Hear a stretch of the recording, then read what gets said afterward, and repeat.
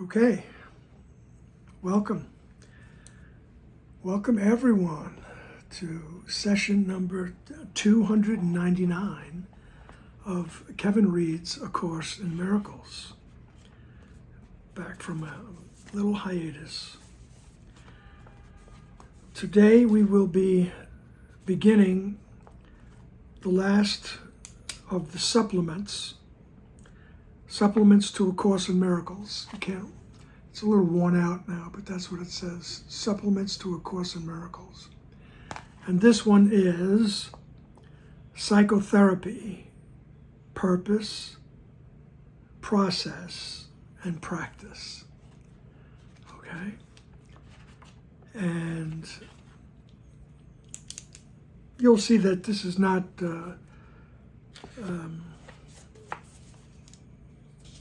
it's not going to teach you about all the aspects of psychotherapy and everything. It's going to approach psychotherapy from Jesus' point of view. All right?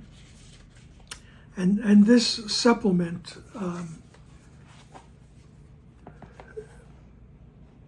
it's best to have a good understanding, or at least a basic understanding of the concepts of the Course in Miracles, right, before you delve into this. All right? Because it repeats, it's like a nutshell, but it repeats a lot of most of the concepts of A Course in Miracles. All right? And another word that's coming up for me right now is metaphysics. The Course, as Dr. Wapnick would say, never really mentions, metaphysics per se. As he says, the only time it alludes to metaphysics is when it mentions that time is an illusion. So, but the metaphysics of the Course, the story of the rising of the tiny mad idea, the believing the tiny mad idea, and then the automatic feeling of guilt and fear, and the necessity to project out of the mind and miscreate, as Gloria Wapnick would say, miscreate this entire universe and the world and all the other concepts we have of it, different levels of existence, and all kinds of things, reincarnation, many lives happening at once, like a holographic effect. All those things are all part of the projection here, part of the illusion. All right? And so the metaphysics of the Course, which says that it is all an illusion and there's nobody here. Keep that in the back of your mind, that's all. Meanwhile, what we try to do is deal with our belief that we are here, okay? And that's where psychotherapy becomes useful, all right? Because you just can't deny, unless it's your absolute experience, that this is all an illusion. I am the fool on the hill, and God bless you all, Unless you truly have that as an experience, that this is but a dream, right? And there are no other people out there and everything is a projection. Start where you are. We have to start where we are. I believe I'm here. I believe I'm here. And so I believe I have to do certain things. Brush your teeth. Take a shower, please. And there's, other things, depending on what culture you exist in, you get brought up in. There's things that have to be done, so to speak. All right? So before I go way off, let's just begin. Today we're going to do the introduction to psychotherapy, and chapter 1, the purpose of psychotherapy. Okay, the introduction. Psychotherapy is the only form of therapy there is. Since only the mind can be sick, only the mind can be healed. Only the mind is in need of healing. This does not appear to be the case, for the manifestations of this world seem real indeed. Psychotherapy is necessary so that an individual can bring to question their reality. Sometimes he is able to start to open his mind without formal help. But even then, it is always some change in his perception of interpersonal relationships that enables him to do so. Sometimes he needs a more structured, extended relationship with an official therapist. Either way, the task is the same. The patient must be helped to change his mind about the reality of illusions. All right? So right off the bat, she's telling us, well, psychotherapy is the only therapy there is, because only the mind is sick. All right? That's where a knowledge of the Course's concepts comes in handy. All right? Because Jesus says there is no life outside of heaven. All right? So if the mind believes it's outside of heaven, it's sick. All right? Since only the mind is sick, only the mind can be healed. All right? And that's the Course's concept of healing, is to bring that split mind back to the oneness. All right? The moment that tiny mad idea that I could break off from God, I could be an individual, the moment that arose, and I believed in a possibility, the mind split. There's a choice to be made now. Do I want to go with the individuality, or do I want to return to the oneness? All right? And having chosen individuality, the mind, that part of the mind split off from truth, split off from oneness, split off, whatever word you want to use, heaven, God, right? And it's just split off from that. Right? And what you split off from, you forget. Okay? So if you split off from something, you forget it. I believe in most cases. So, psychotherapy is the only form of therapy, since only the mind can be sick. Only the mind is in need of healing. And then he says this doesn't appear to be the case because, you could say, hey, wait, what about this bruise I have on my arm? What about this rash? What about my teeth? What about my legs? Whatever's going wrong, So it doesn't appear to be the case. For the manifestations of this world seem real indeed. Right? The manifestations of the belief in separation seem real indeed. Right? The mind is very powerful. The ego is very powerful also. It's Jesus says it's a foolproof system. Right? But it's not God-proof, as he says. It's foolproof insofar as it's got us fooled that we actually believe that this is real, this is solid, right?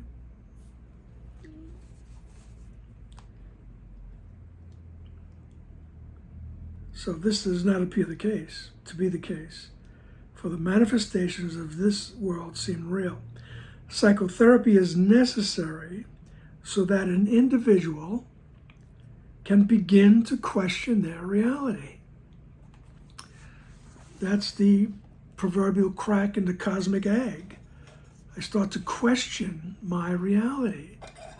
Is that true? Who made that up? Who said, You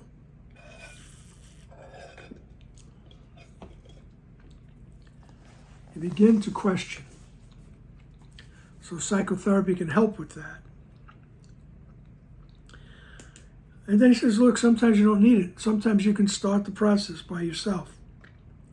Sometimes he's able to start to open his mind without formal help. There's plenty of people that all of a sudden they have that aha moment when, whoa, wait a second.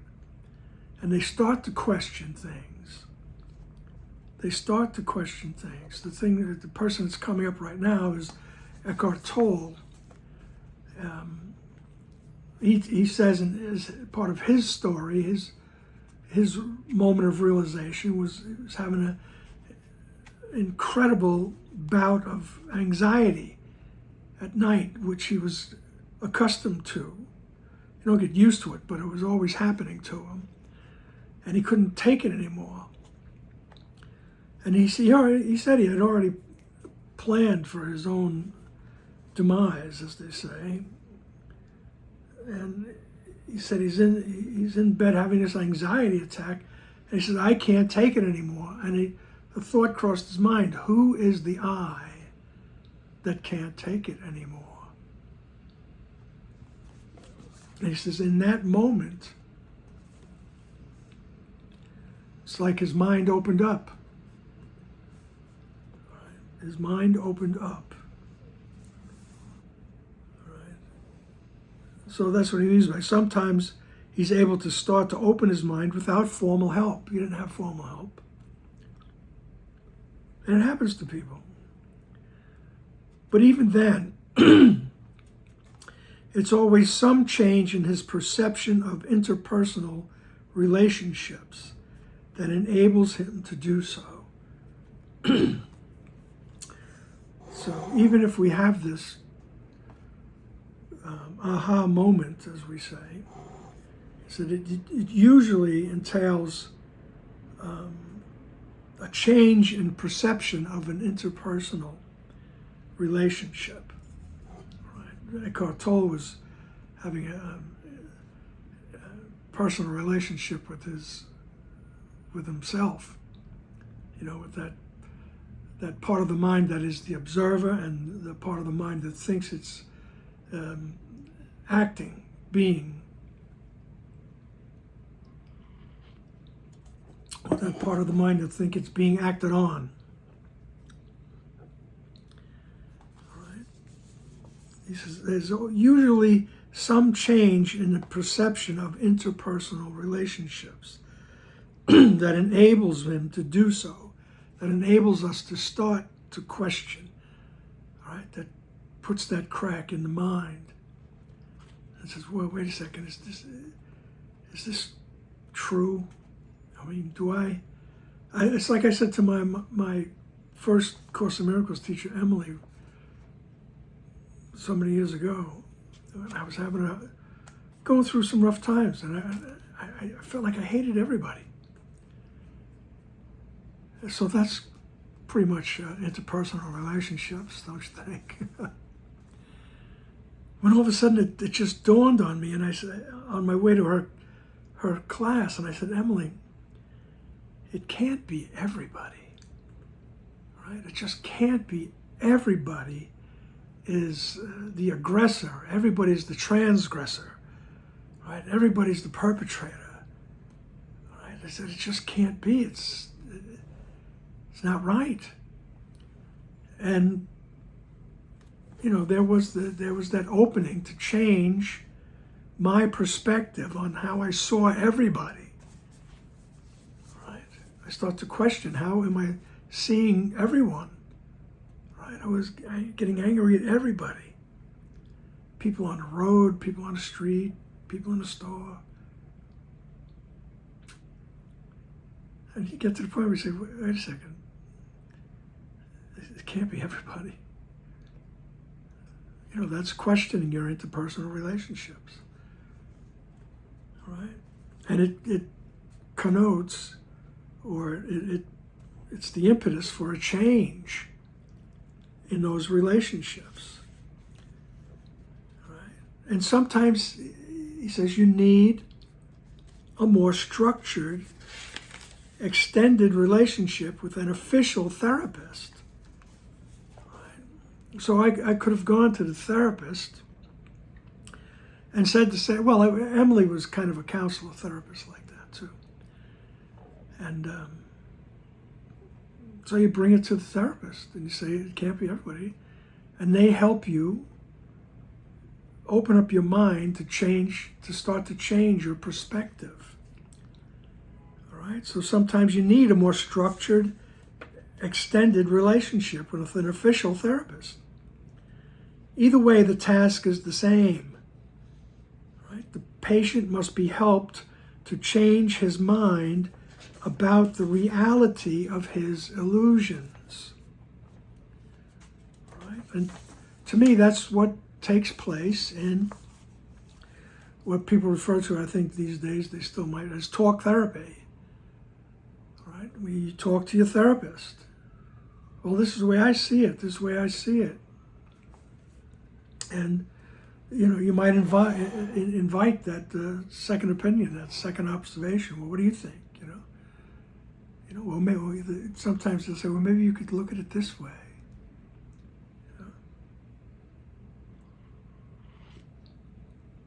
But it's the process of working, either with your mind or with an official therapist, in order to question your reality and change your perspective, right?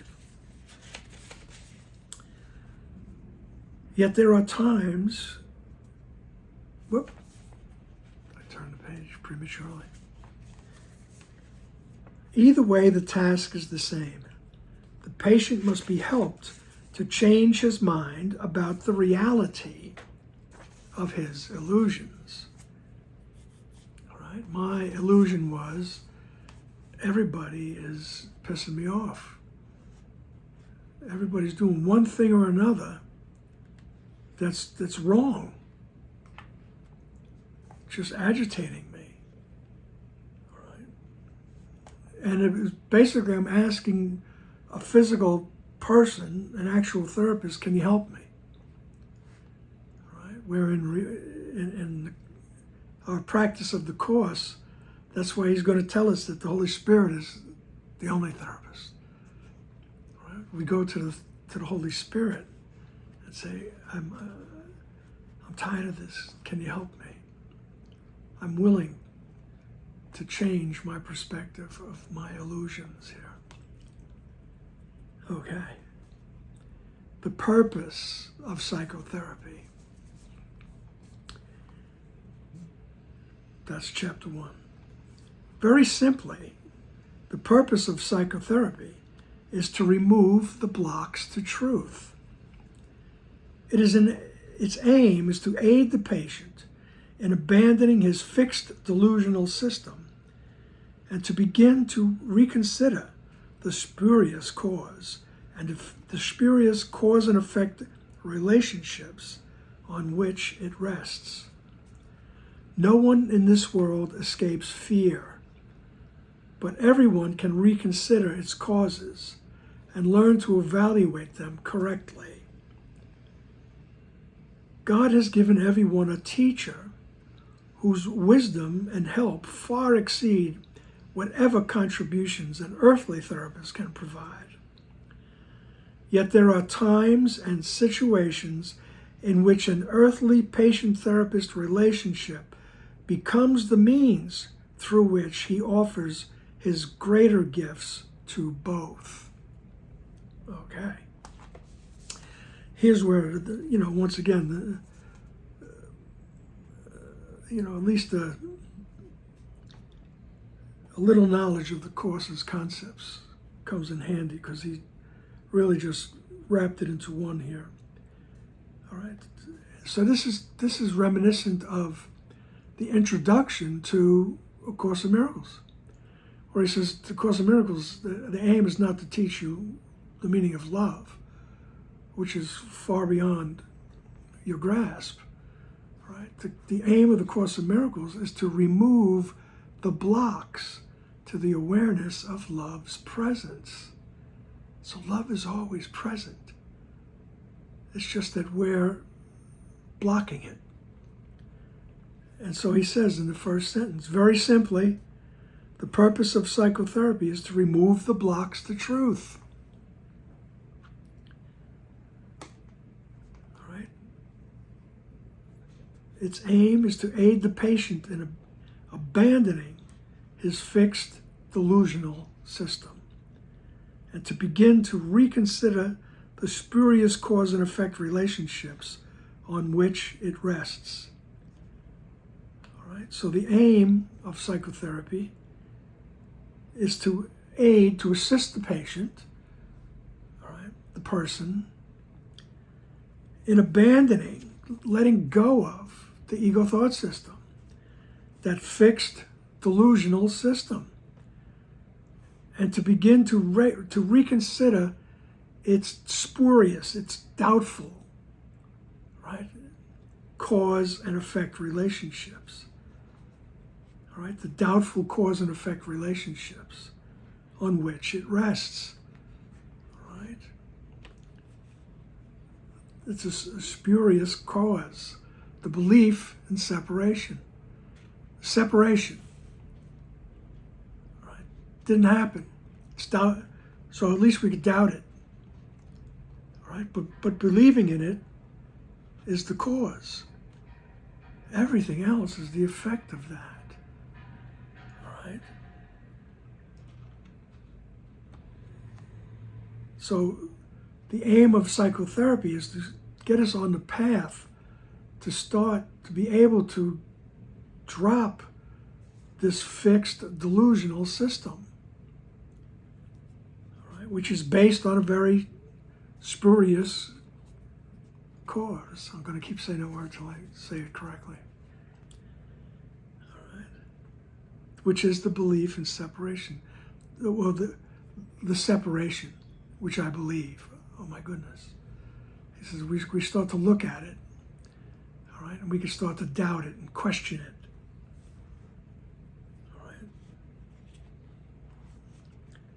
He says no one in the world escapes fear, no matter how muy macho you think the next guy is. All right, no one escapes fear. I know they asked one famous figure, what are you afraid of? And he just absolutely quickly said nothing. All right, which was keeping up that facade, that false persona.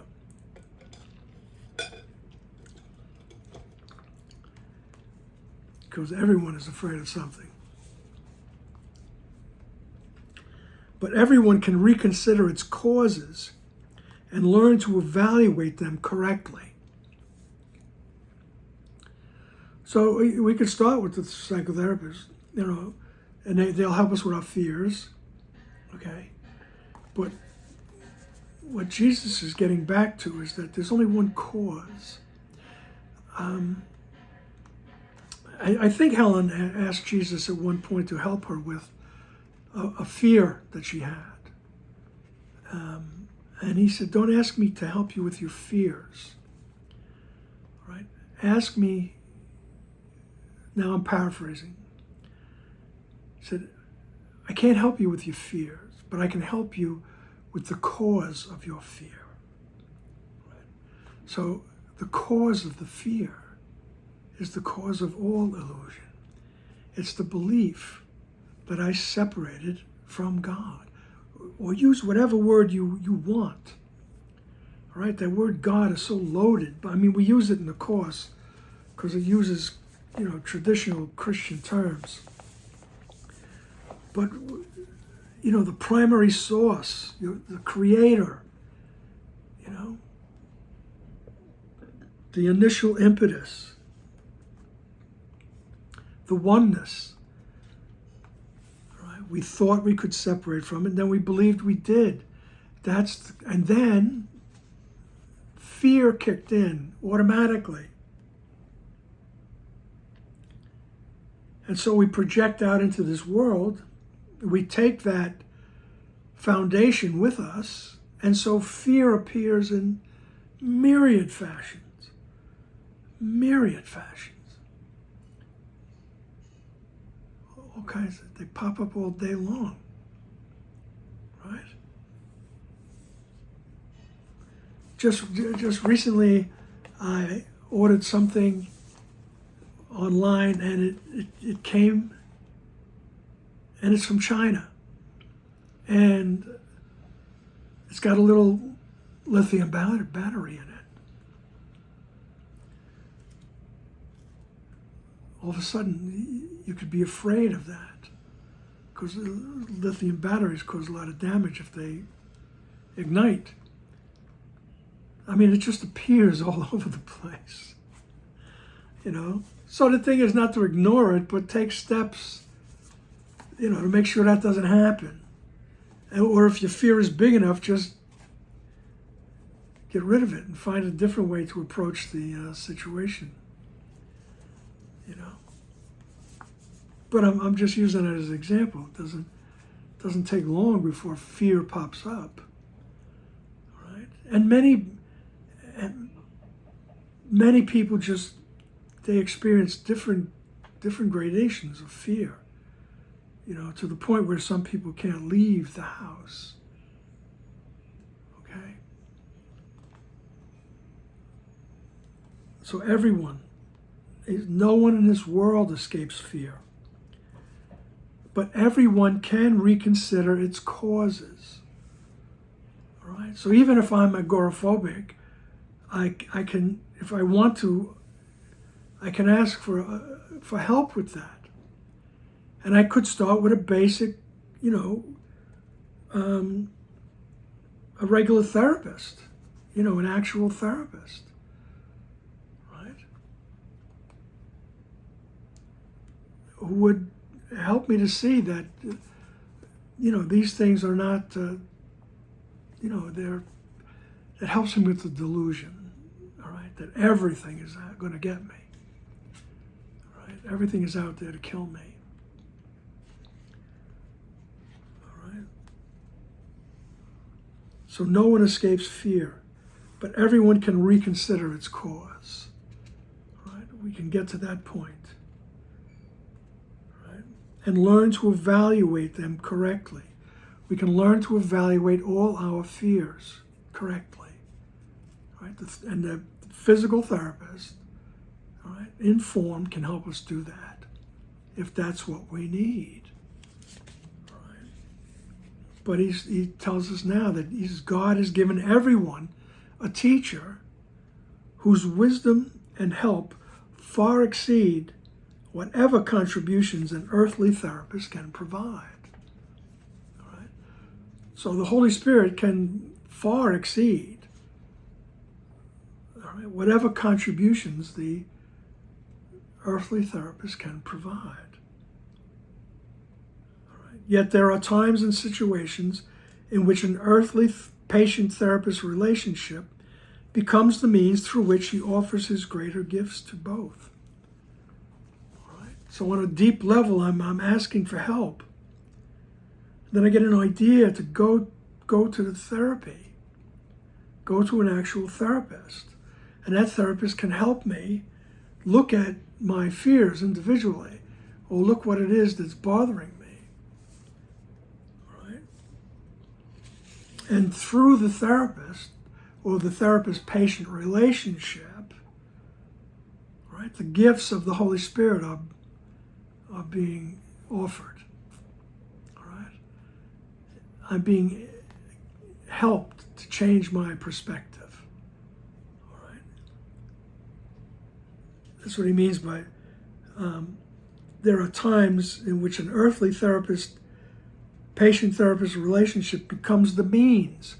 So that relationship I have with my therapist becomes the means through which the Holy Spirit offers his gifts, right? Which is greater and greater confidence and less guilt, less anxiety. These things decrease as we go along, questioning and looking and asking for answers and being open to the answers. And the patient-therapist relationship can be a vehicle for that. So he doesn't tell you, nowhere does he tell you don't go to therapy, because the Holy Spirit is the therapist. He's the best. All right? Either way, your sincerity is going to call down the gifts of the Holy Spirit. I truly want to see correctly. All right. Paragraph 2. What better purpose could any relationship have than to invite the Holy Spirit to enter into it and give it his own great gift of rejoicing? What higher goal could there be for anyone than to learn to call upon God and hear his answer? And what more transcendent aim can there be than to recall the way, the truth, and the life, and to remember God? To help in this is the proper purpose of psychotherapy. All right? Could anything be holier? For psychotherapy, correctly understood, teaches forgiveness and helps the patient to recognize and accept it. And in his healing is the therapist forgiven with him. Okay.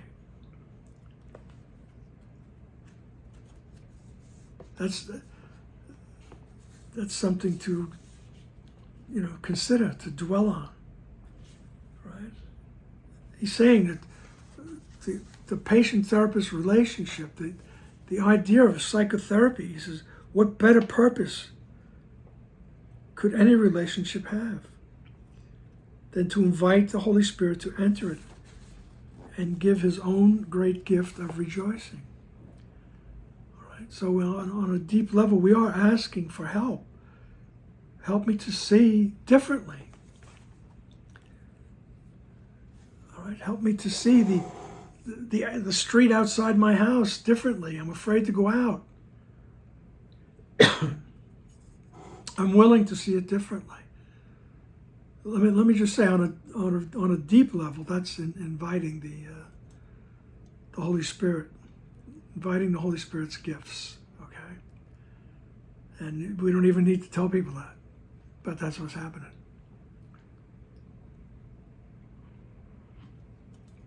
The sincere call for help.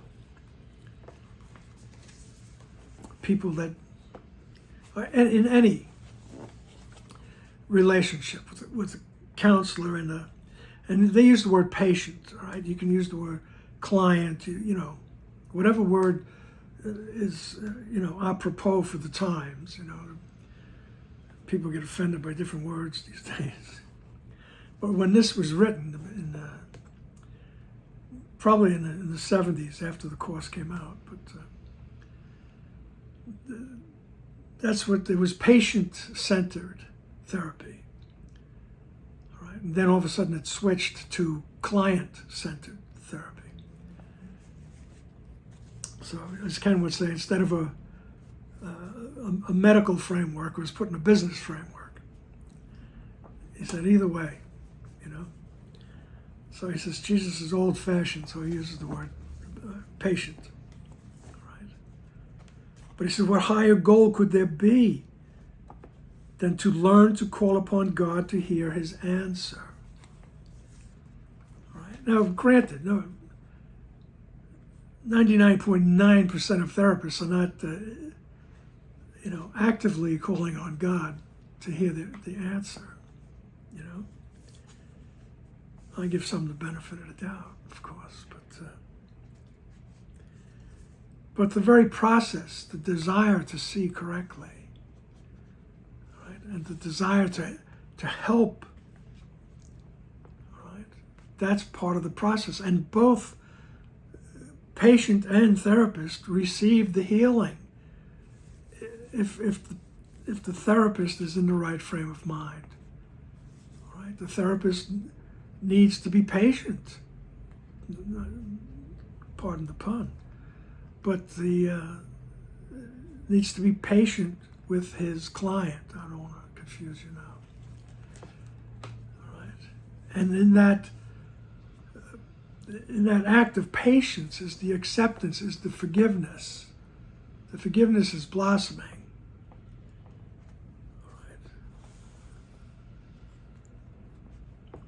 So what higher goal could there be?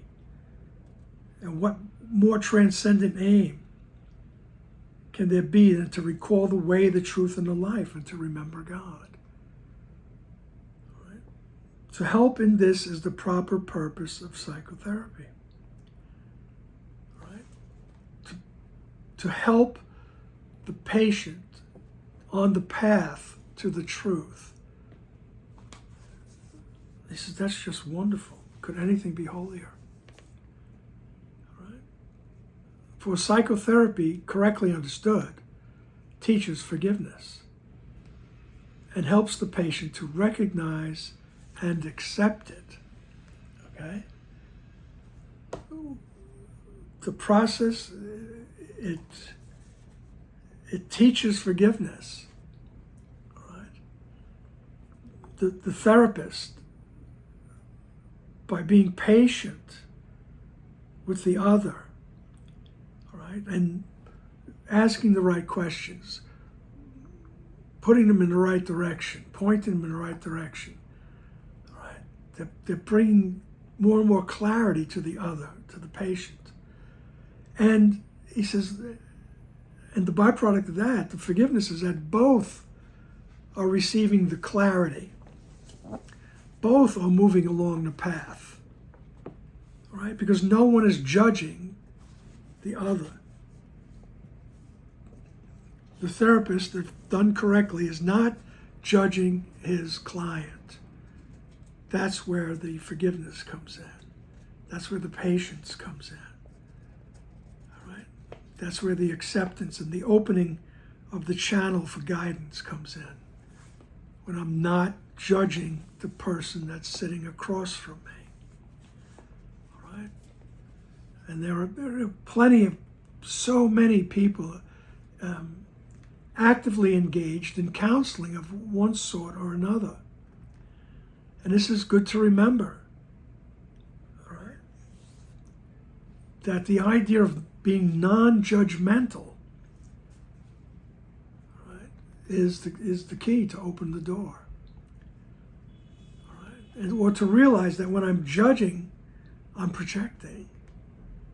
All right? And then I can ask for help with that. Okay? So for psychotherapy, correctly understood, teaches forgiveness and helps the patient to recognize and accept it. All right? And in this, and in his healing is the therapist forgiven with him. All right. So I learned, I might learn little by little that my fear of going out of the house, right, is caused by this and that, whatever. And I can let that go. I can see that it's really not true. And I can learn to accept, and on a deep level, you're learning to accept yourself. All right? You're not being judged for having these thoughts, for having these fears. All right? That's the big key when you don't feel like you're being judged for being fearful.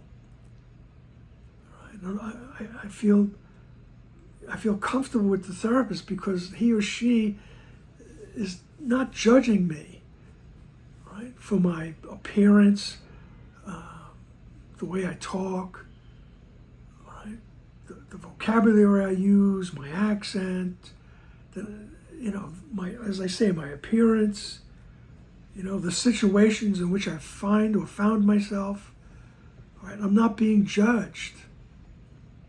We're just looking from that non-judgmental zone, looking at the illusion, looking at the situation as I perceive it. And he or she helps me to change my perception. And he says on a very fundamental level, that's forgiveness. That's forgiveness. Right? We're opening up a space where there's no judgment, and the truth of innocence is allowed to arise. And it will take shape. It will fit the form of what you need. All right? So you're not going to get that big white light. All of a sudden, the white light is not going to fill the office and you have revelation. But the therapy is a part of the process of opening the mind, right? Removing the blocks to the awareness that love is all there is. Love is everything. Right? And it's a process to get to that awareness. Right? And in the meantime, the therapist has the same awareness. All right? He's on the road to that awareness, or she. Paragraph 3. Everyone who needs help, regardless of the form of his distress, is attacking himself, and his peace of mind is suffering in consequence. These tendencies are often described as self-destructive, and the patient often regards them in that way himself. What he does not realize and needs to learn is that this self, which can attack and be attacked as well, is a concept he made up. Further, he cherishes it, defends it, and sometimes even willing to sacrifice his life on its behalf. For he regards it as himself. This self he sees as being acted on, reacting to external forces as they demand, and helpless amidst the power of the world. Okay. So this is another part of the metaphysics, so to speak, of the Course. Everyone who needs help, you need help because you're attacking yourself. And the initial attack is to believe I am separated from the oneness. I attacked my true self. I said, no, that's not me. I'm separate. And then very quickly, the powerful mind says, we gotta go. God's going to kill us, and we project into the world. And I have all these ways of, I have all these tendencies for distress. So many things are distressful, especially as I get older. All right? There's just so many things that are distressing, things you never thought of. All right? And that's, he says, you're attacking yourself. And that's something to realize, that, oh, that's because I believe I'm separated from God. Right? That's the crack in the egg. And now I can go to the primary therapist, the Holy Spirit, and ask, help me to see this. Help me to change my perspective of my illusion here. And if you're not ready to do that, a formal therapist can help in whatever form you like it. Right? You might have a spiritual counselor. Right? You might have a guru that you like. Right? You might have a whatever instructor of whatever. You know, there's many legitimate spiritual paths out there. And there's many legitimate ways to separate yourself from the anxiety so you can become the observer. Right. Okay. But what we do not realize is that we're attacking ourselves. Right? It's all happening because I attacked myself. I said, no, I'm not the Son of God. I'm not the offspring of the primal source. I'm not part of the oneness. I'm Kevin. I'm Kevin, this burgeoning curmudgeon. Right? Telling everybody to get off his lawn. Get off my lawn. So everyone who needs help, regardless of the form of the distress, is attacking himself, and his peace of mind is suffering in consequence. Right? Because I believe I'm separated, there's no peace. All right? There is no peace. Peace of mind is suffering. All right? And these tendencies are often described as self-destructive. Right? And the patient often regards them this way himself. I knew at an early age that certain tendencies I had were self-destructive. It's just that at an early age, I didn't know what to do with that information. All right. I mean, sometimes I think it's basically in retrospect, I look back on it and I say, oh yeah, that was self-destructive behavior, you know. But sooner or later, well, maybe some people don't, but you might get tired of that self-destructive behavior. You know, even the anger is self-destructive. The fear is self-destructive. All right? All those things. The jealousy is self-destructive. Right? The sense of lack is self-destructive. All these tendencies, right, can be dealt with. We can choose to see things correctly, whether that's with a therapist or we go directly to the mind, to the Holy Spirit.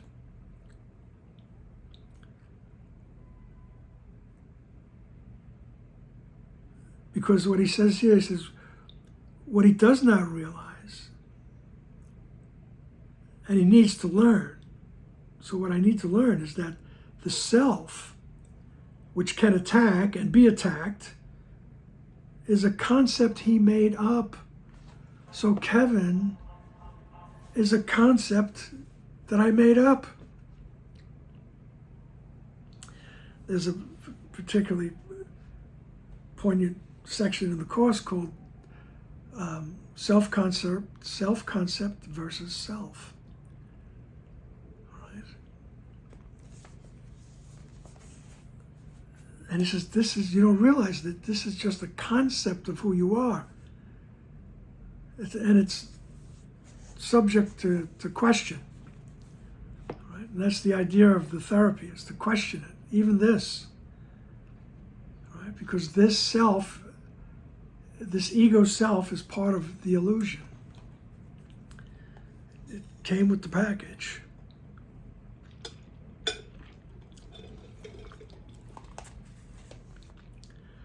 So what he does not realize is that, and he needs to learn, is that this self, which can attack and be attacked, is a concept he made up. And further, you know, we need to learn that we cherish this thing. All right? I like it. I defend it. All right? And I'm sometimes even willing to sacrifice, in quotes, his life on its behalf. All right? For he regards it as himself. You know, I stand up for my rights, you know. You know, I sacrifice my life for something, which is a concept, okay? And he puts sacrifice and life in quotes because it's all illusory. All right? Because we regard this as ourselves. This self he sees as being acted on, reacting to external forces as they demand, and helpless midst the power of the world. All right, that's how we start off. All right, it's like I'm victim. All right. The self he sees as being acted on, all right, reacting to the external forces. Right, I'm only defending myself. I'm only doing this because this is happening. You know, and I feel helpless. When you look at it, I feel helpless in the midst of the power of the world. Right? And I even as I read those words, my mind flashes back, well over 50 years, if not 60 years, to a moment in time where I wrote this little poem, and the last lines were, "And I stand again, so common in this kingdom." Right? That's the idea. I feel helpless amidst the power of the world. Right? And those feelings can come and go. It's just that at that time in my life they were profound. Right? But those feelings come and go, and when as Dr. Wapnick would say, well, as long as it's up, when you're aware of it, that's the time to let it go. And we let it go by asking for help to change our perception of this illusion. So paragraph 4, psychotherapy then must restore to his awareness the ability to make his own decisions. He must become willing to reverse his thinking and to understand that what he thought projected its effects on him were made by his projections on the world. The world he sees does therefore not exist. Until this is at least in part accepted, the patient cannot see himself as really capable of making decisions, and he will fight against his freedom because he thinks that it is slavery. So he says, psychotherapy has to restore my ability to make decisions, right? Instead of thinking everything's being done to me, right? It has to restore my ability to take responsibility for the way I see things, right? He must become willing to reverse his thinking, right? Like everything is being done to me. I'm a victim of the world. Like to reverse the thinking, I'm so common in this kingdom. All right, I must be willing to reverse that thinking. And to understand that what I thought projected its effects on me were made by my projections on the world. That's realizing that the whole process of believing in separation, feeling guilty about it, then projecting, right? And that gets brought out into this world of illusions, and I just keep projecting guilt onto the world and everyone in the world and everything. They're the guilty ones. They're doing this to me. This is happening because he sneezed on the bus. All right, I got sick. All kinds of ways. I'm the innocent victim. Okay?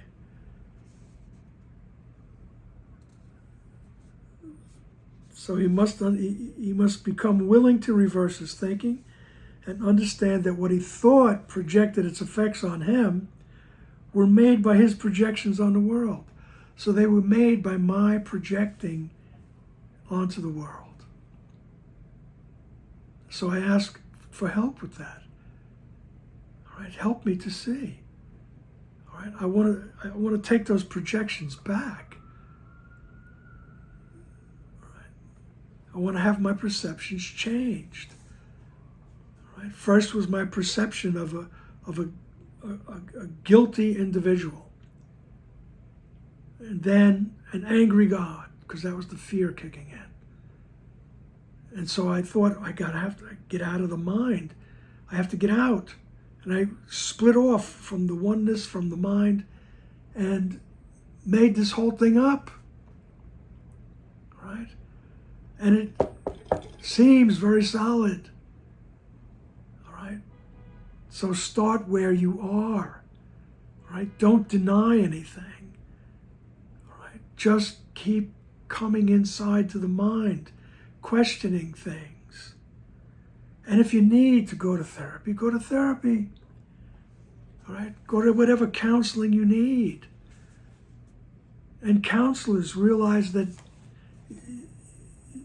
your position is to be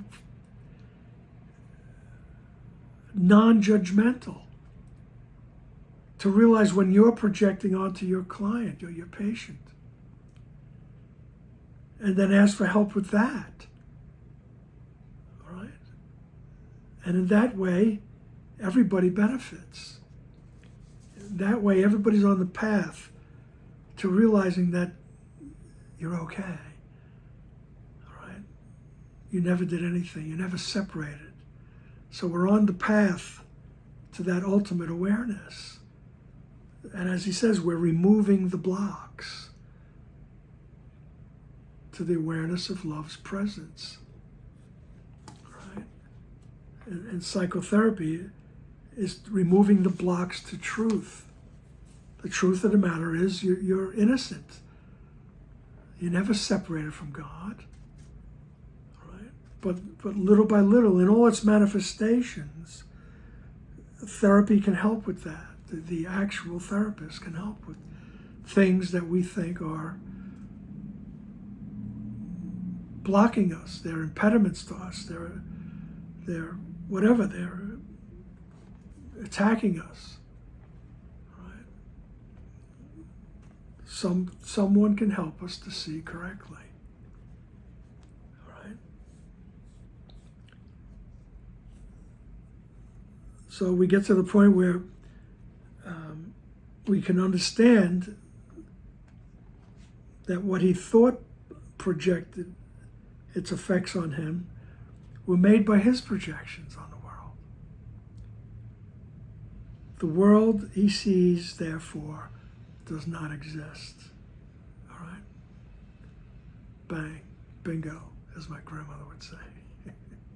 Bingo. That's how she would pronounce it. Bingo. Used to drive my sisters crazy. It's not bingo, Grandma. But that's it, bingo. The world he sees does not, therefore, exist. All right? And then he says, until this is at least in part accepted, the patient cannot see himself as really capable of making decisions. All right? So I just get an inkling that maybe this is an illusion. He says, then you can start thinking, oh, maybe I have choices here. Maybe I have a choice. All right. Until this is at least in part accepted, the patient cannot see himself as really capable of making decisions. And he will fight against his freedom because he thinks that it is slavery. So that reversal of thinking that everything's being done to me, and then all of a sudden it's suggested that, well, perhaps I have a part to play in this. Right? He says some people will just reject it outright because I want to remain the innocent victim. All right? Then that freedom seems to be slavery, seems to be a trap of some sort. All right? And we fight against it. People fight against the therapist.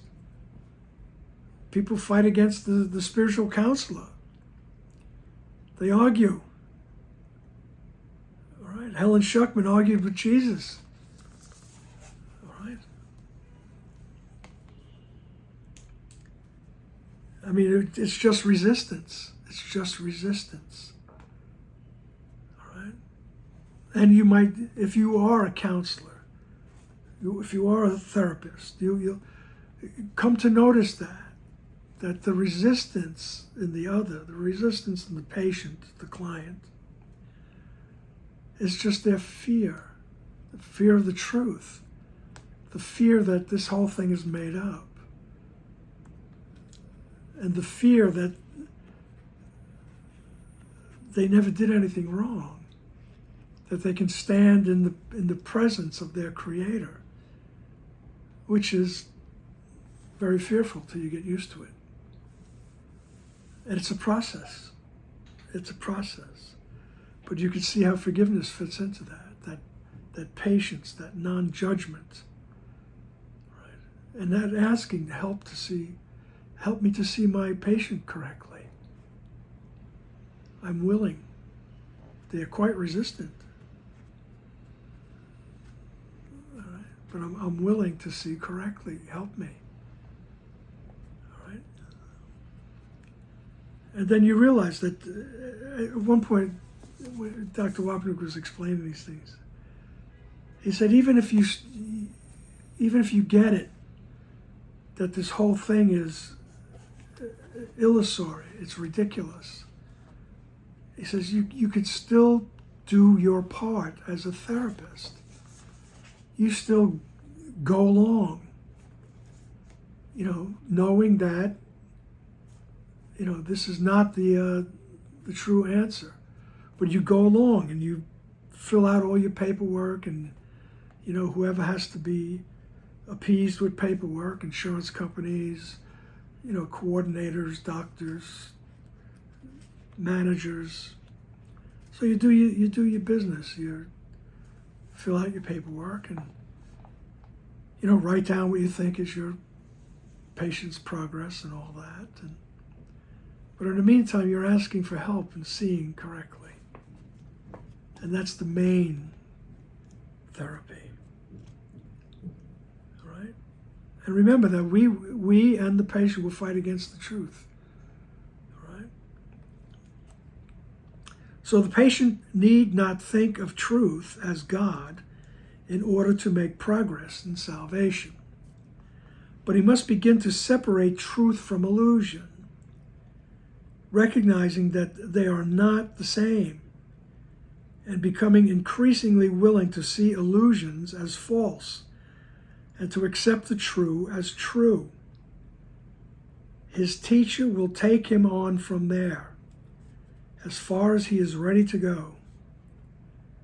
Psychotherapy can only save him time.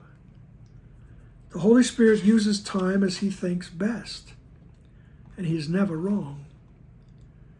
Psychotherapy under his direction is one of the means he uses to save time, right? And to prepare additional teachers for his work. There is no end to the help that he begins and he directs. By whatever routes he chooses, all psychotherapy leads to God in the end, but that is up to him. We are all his psychotherapists, for he would have us all be healed in him. All right? So we who follow this path, if you're in that, you are actually, a psychotherapist. All right? We are all his psychotherapists, he says, because we're all dealing with the mind. All right? And we don't declare what's right and wrong, what's the remedy, what's that. We simply observe and ask to be directed. Help me to see this person correctly. All right. As he says in the end of the forgiveness part of the pamphlet, what can I do? What can I do for this Holy Son of God? All right. And let the answer rise. All right. In that way, you are a perfect psychotherapist. All right. So he says, look, the patient doesn't need to think about God, all right, in order to progress. But he must begin to separate truth from illusion. Right? That's a given. You need to separate truth from illusion. Right? I'm this way because of this. All right, well, let's look at that. You know? Recognizing that they're not the same. All right? And the patient must become increasingly willing to see illusions as false, right, and to accept the true as true. Right? And his teacher, with a capital T, will take him from there. Then the guidance will kick in, right? And it'll take him as far as he wants to go. Right? And some people can only go so far in this lifetime.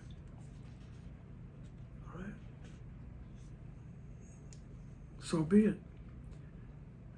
It's always been my contention. You know, a lot of times in the Course, they'll make these veiled references to reincarnation, you know. And even at one point in the teacher's manual, there's a question, is reincarnation so? And Jesus says, look, if it helps you, okay, if it helps you, then, you know, believe it. He says, but what makes one incarnation real and the other one not real? Your first incarnation is not real. So the ones that follow are not real either. But if it helps you, he says, use it. Use the concept. And to me, I find it helpful at times, you know, because like I say, some people, myself included, you can only go so far. And then all of a sudden, you run out of time. You get that 2-minute warning, as George Carlin used to say. You know, you're about to leave. All right, and it's my contention that on some level of existence, you pop up again with the same, you know, the same problems, really. You know, the same beliefs that have to be dealt with. And you don't lose your progress. You don't have to start from square one, and the way I look at it. You pick up from where you left off. It's just that this container wore out, you know? There was a hole in the bag somewhere. All right. So that's my, you know, belief in reincarnation. You just pick up the way you left off. Right? But as long as you're involved with your teacher, he'll take you as far as you want to go. All right? So the Holy Spirit uses time as he thinks best, and he's never wrong. All right? Psychotherapy under his direction is one of the means he uses to save time. All right? We get these aha moments in psychotherapy. Oh, yeah. Because that's saving you time. You don't have to go through it until it dawns on you.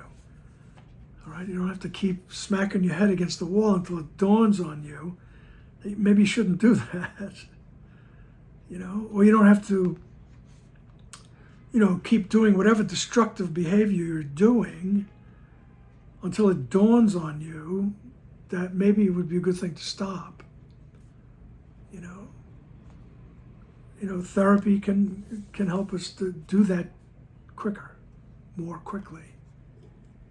All right? So he uses time. Right? He uses psychotherapy to save time and to prepare additional teachers. All right? So as you grow in awareness, all right, and you grow in the idea that, oh wait, this is a result of my belief in separation, and I want to change my perspective on things. The more I grow in that, the more I grow in the idea of forgiveness, all right, the more it works through me. And therefore, I'm becoming an additional teacher. Remember, it's not about proselytizing. It's not going around talking or it's demonstrating. Demonstrating that I live in you, as Jesus says. Right? There is no end to the help that he begins and he directs. By whatever routes he chooses, all psychotherapy leads to God in the end. Right? Because it's healing the mind. It leads to God in the end. All right? So whatever route he chooses, he says, but it's up to him. It's up to the Holy Spirit what route he chooses. We are all his psychotherapists, for he would have us all be healed in him. Right? All right, we're all involved in healing the mind. And when my mind is healed, the collective mind is healed. And it's a process. It is a process. So next week we'll pick up on chapter 2, the process of psychotherapy. Okay then. Thank you. Good to be back after a little hiatus. And I'll see you soon. Bye now.